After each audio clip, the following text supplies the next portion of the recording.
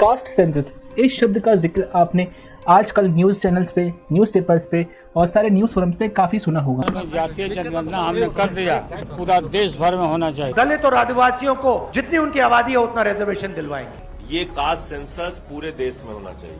बहुत कुछ नयापन तो नहीं है, मिला करके कल प्रेजेंट करवा देंगे एक एक जगह। इससे ही हमारी सरकार आएगी। पहला कदम कास्ट सेंसस होगा। तो ये कास्ट सेंसस है क्या, अपोजिशन लीडर्स द्वारा कास्ट सेंसस कराए जाने की मांग क्यों हो रही है, इसके पीछे की पॉलिटिक्स क्या है और कास्ट सेंसस की हिस्ट्री क्या है, ये सब जानेंगे इस वीडियो में। तो नमस्कार, आप सबका स्वागत है भारत वचन में। मेरा नाम है अमन वर्मा। कास्ट सेंसस पे ये पूरी वीडियो हिस्ट्री से लेके प्रेजेंट में क्या कंडीशन है उस पर रहेगी। तो इस वीडियो को लाइक कीजिएगा, शेयर कीजिएगा और कमेंट करके बताइएगा कि आपका क्या ओपिनियन है कास्ट सेंसस को लेके। तो चलिए शुरू करते हैं।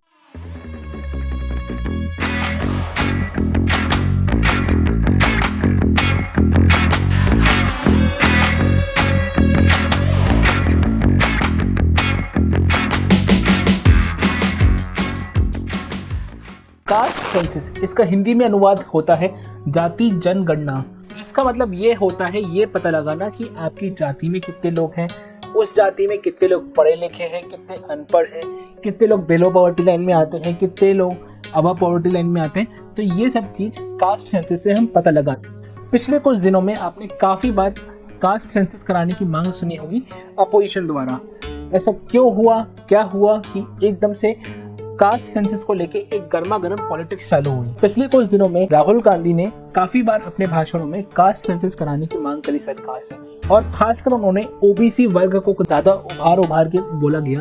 जो भागीदारी मिलनी चाहिए वो कांग्रेस पार्टी करके दिखाएगी। अगर सचमुच में नरेंद्र मोदी जी ओबीसी के लिए काम करते थे तो उसको मद्देनजर रखते हुए उन्होंने कास्ट सेंसस कराने की मांग रखी, मगर कुछ टाइम तक गवर्नमेंट ने कास्ट सेंसस कराने से मना कर दिया। फिर क्या होता है कि ऑल इंडिया लेवल पे तो नहीं मगर बिहार में कास्ट सेंसस वहाँ की गवर्नमेंट करा देती है, जिसके आंकड़े हमको ये देखने को मिले। करीब 7 करोड़ 90 लाख प्रविष्टियों की जांच की गई। आंकड़े उमर्ज करके आए हैं।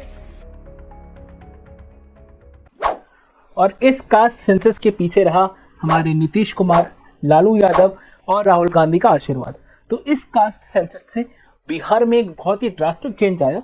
उस चेंज को आप देखेंगे तो आप खुद चौंक जाएंगे कि इतना बढ़िया डेवलपमेंट और इतना अच्छा कास्ट सेंसस से बिहार कैसे हुआ।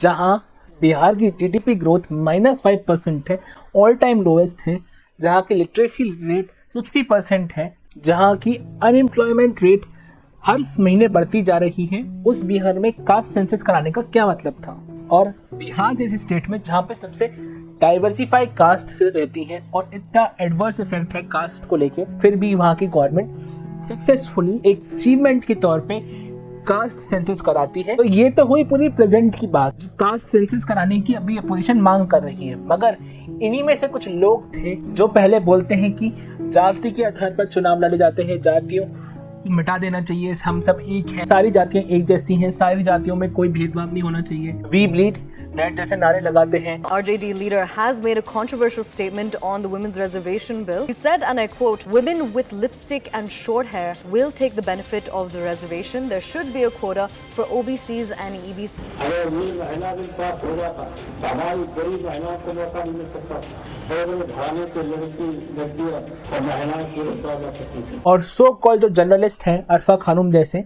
जो पहले कुछ बोलते हैं और अब कुछ बोल रहे हैं, और आपको एक बायस साइड दिख जाएगी लोगों की, जैसे कि हमारे जो देशभक्त हुए या फिर हमारे German shepherd ji. What is caste census? तो कास्ट सेंसस का मतलब होता है जब सरकार को लगता है कि हमारे देश में सब कुछ ठीक है, तो कास्ट सेंसस काफी जरूरी है, ताकि हम एक ऑफिशियल टैली बना सके कि कौन किस जाति से है, और फिर उसके आधार पर फिर समस्याओं को इग्नोर कर सकते हैं। कास्ट सेंसस वो प्रेशियस डाटा है जिससे लोगों को लेबल करने और वोट बैंक बनाने में मदद मिलती है, और शायद कुछ दिनों तक सोशल हार्मनी को ध्यान से इग्नोर करने में भी। तो जहां अपोजिशन इतने सारे पॉइंट्स उठा सकता था, उसको ना उठाते हुए एक बड़े तबके ओबीसी का वोट बैंक पाने के लिए और ओबीसी को खुश करने के लिए ये सब षड्यंत्र रचा। कास्ट सेंसस की जड़ें भी हमको अंग्रेजों के टाइम से ही देखने को मिलती हैं। 1872 में वॉइस रॉय लॉर्ड मायो थे जिन्होंने 1871 में अपनी कमीशन को ऑर्डर किया कि इंडिया में कास्ट सेंसस कराई जाए। 1872 से कास्ट सेंसस का डेटा चालू होता है। 1872 से 1941 तक जाति जनगणना हर 10 साल में कराई जाने लगी, मगर इस 1872 से 1941 तक कास्ट सेंसस जो इंडिया में कराई जा रही थी उसमें हर एक कास्ट का डेटा लेते थे और हर एक कास्ट की जितनी पॉपुलेशन है उसके बारे में हमको इन्फॉर्मेशन मिलती थी। मगर 1941 के बाद जब 1951 में कास्ट सेंसस हुई उसके बाद से हमको केवल SC ST की पॉपुलेशन बताई जाती थी और OBC और जनरल और जो इतनी डाइवर्सिफाइड कास्ट सिस्टम है उसकी नहीं बताई जाती थी। सबसे ज्यादा प्रोत्साहन इस जाति जनगणना का ब्रिटिशर्स ने ही किया था। उनको पता था कि इंडिया को डिवाइड कर दो और रूल करो। जैसा उन्होंने हिंदू मुस्लिम, हिंदू सिख, हिंदू ईसाई में झगड़े करवाए और उसमें एक लड़ाई का बीज बोआ, उसी तरीके से उन्होंने हिंदुओं को तोड़ने के लिए, क्योंकि हिंदू मेजोरिटी में थे, उसमें भी उन्होंने फूट डालने के लिए हिंदुओं को दलित का दुश्मन बना दिया, दलित में डिवीजन करवा दिया, हिंदू में डिवीजन करा दिया। तो ये सब केवल एक सोची समझी साजिश थी जिसके तौर पे वो डिवाइड कर सके और खुद 200 साल तक उन्होंने जो रूल किया। तो प्रेजेंट में जो हमारे सो कॉल्ड यूथ लीडर बार बार कास्ट सेंसस कराओ कर रहे हैं, उन्होंने जब 2011 में कास्ट सेंसस कराई थी उस खुद के आंकड़े रिलीज क्यों नहीं किए? The Congress party actually said, UPA government said that they were holding a caste census, but it was so flawed that they did not release the figures, or maybe everybody conspired to not release the figure. अब क्या हुआ एकदम से, और ठीक चुनाव के 5 महीने पहले जो सबसे बड़ा वोटिंग तबका है अराउंड 52 to 60% का OBC का, उसको टारगेट करने के लिए बार बार OBC कर रहे हैं, क्योंकि यही वो सेक्शन है जो 90% ऑफ द वोटर्स बीजेपी के हैं। इसमें उन्होंने स्लोगन दिया है जिसकी जितनी आबादी उसका उतना, और इस पे भी मोदी जी एक छक्का मार देते हैं। कांग्रेस कह रही है कि आबादी तय करेगी पहला हक किसका होगा, और आबादी के ही हिसाब से ही अब तय होने वाला है। तो पहला हक किसका होगा भाई? किसका हक होगा? क्या सबसे बड़ी आबादी वाले हिंदू अब आगे बढ़कर अपने सारे हक ले लें क्या? वाह मोदी जी। उन्हीं के अकॉर्डिंग देखा जाए जिसकी जितनी आबादी उसका उतना हक, अगर यही पॉइंट है तो बिल्कुल सही है फिर तो मोदी जी। फिर चलो पहले चलते हैं बनारस, फिर चलेंगे हम मथुरा, फिर हर जगह तो जो चीजें हैं उसको मिटाते हैं और मंदिर वहीं बनाते हैं। इस हिसाब से देखा जाए तो सो कॉल्ड कश्मीरी ब्राह्मण राहुल गांधी को तो हमारे PM कैंडिडेट भी नहीं होना चाहिए, MP नहीं होना चाहिए, MLA नहीं होना चाहिए। क्यों? उनकी पॉपुलेशन तो है ही नहीं, उनकी आबादी तो है ही नहीं, तो उनका उतना हक है ही नहीं। और हमारे देश की जो सो कॉल्ड माइनॉरिटी लीडर्स हैं, हमारे OWC साहब हुए, हमारे चंद्रशेखर जी हुए, ये सबका क्या होगा? तो गवर्नमेंट क्यों नहीं चाह रही कि वो कास्ट सेंसस कराए? उसकी क्या मजबूरी है और क्या डर है? कास्ट सेंसस कराए तो क्या होगा देश में? कि ये रीजन तो बहुत ही फुद्दू है, केवल 3 ही सेक्रेटरी OBC के हैं, बाकी सारे अलग अलग कास्ट के हैं। तो ये बात चालू होती है 1980s के टाइम से, जहाँ पे OBC रिजर्वेशन की डिमांड काफी ज्यादा बढ़ने लगी थी। काफी सारे प्रोटेस्ट होने लगे थे कि OBC को 27% रिजर्वेशन मिलना चाहिए, क्योंकि 27% पीछे का लॉजिक था कि 52% लोग OBC थे उस टाइम पे। मोरारजी देसाई ने BP सिंह को इसके ऊपर काम करने को दिया और वो एक कमीशन लेके आए जिसे हम मंडल कमीशन के नाम से जानते हैं। उसके बाद ये 27% वाला रिजर्वेशन लागू किया गया। तो उसका इफेक्ट क्या हुआ अब खुद देखो। मंडल कमीशन वापस लो, आरक्षण नहीं हटा तो आरक्षण में कितना दमन में तेरे मंडल कमीशन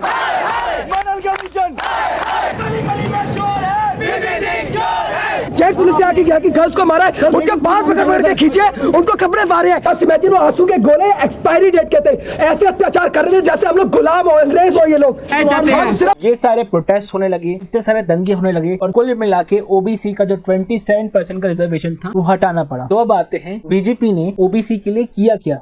अगर सचमुच में नरेंद्र मोदी जी OBC के लिए काम करते, सबसे पहला पॉइंट हमको देखने को मिलता है 2018 में OBC को एक नेशनल कमीशन से उनको कॉन्स्टिट्यूशनल स्टेटस मिला, वो बीजेपी ने लाया। फिर नवोदय और केंद्रीय विद्यालय में 10% का रिजर्वेशन बढ़ाया OBC के लिए। हर एक मेडिकल कॉलेज, हर एक IT में 4% का इंक्रीमेंट हुआ OBC। अब आप केवल सेक्रेटरी बनाना चाह रहे हो तो हर OBC तो सेक्रेटरी बन नहीं सकता ना। हर एक एजुकेशन इंस्टीट्यूट में OBC का रिजर्वेशन स्टेट के हिसाब से बढ़ा है। तो इस हिसाब से तो जो राजस्थान में 52% पॉपुलेशन OBC की है उसको भी 27% रिजर्वेशन मिलना चाहिए। 27% क्यों, उसको तो 30-40% मिलना चाहिए जितनी आबादी उसका उतना है। तो वहां पे अभी तक 20% रिजर्वेशन क्यों है? ये बात तो हो गई हमारे की बीजेपी ने ओबीसी को एजुकेशन में कितना रिजर्वेशन बढ़ाया है और कितना रिजर्वेशन दिया है। अब देखते हैं कि ओबीसी का पॉलिटिकल रिप्रेजेंटेशन बीजेपी ने कितना रखा है। 2019 के लोकसभा इलेक्शन में बीजेपी के 113 एमपी थे वो ओबीसी के थे, 53 थे वो एससी थे और 45 एसटी थे।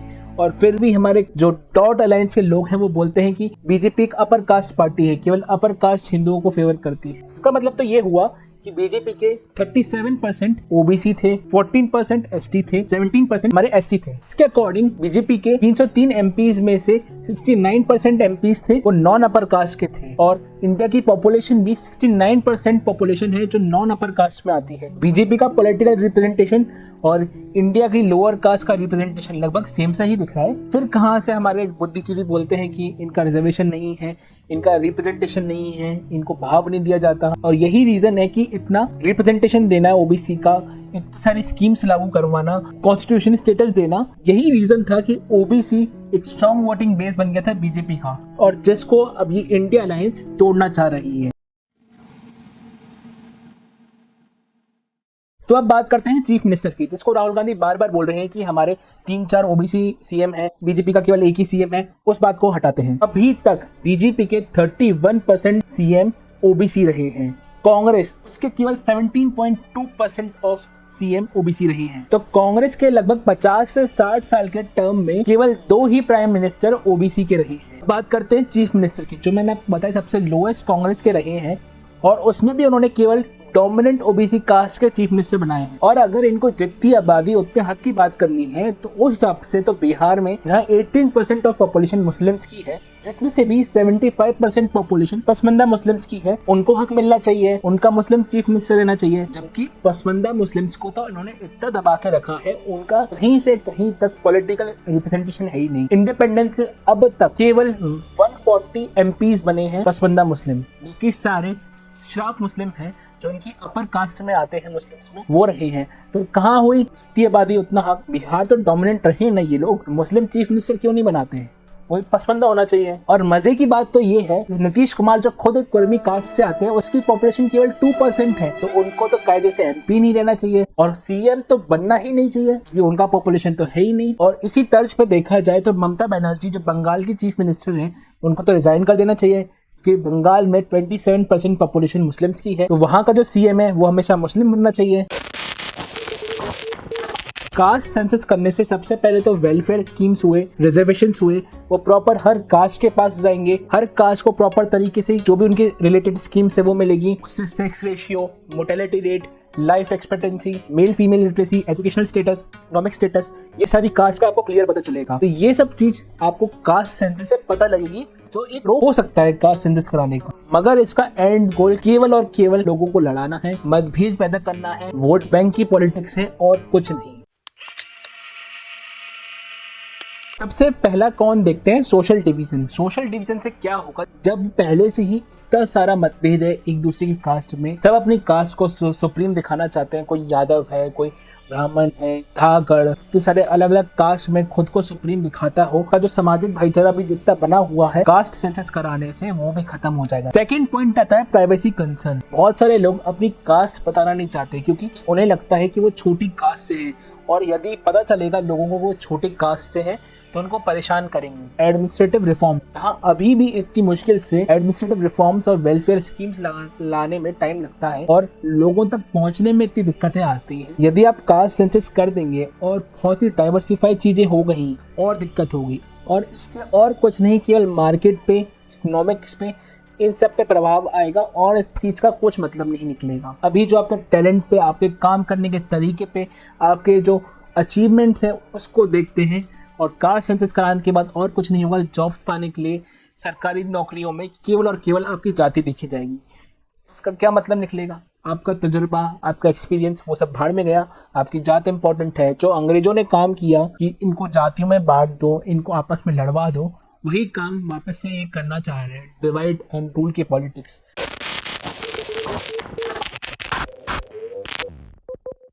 और ये जो कह रही है जिसकी जितनी आबादी उसका उतना हक, ये एक देश कर चुका है।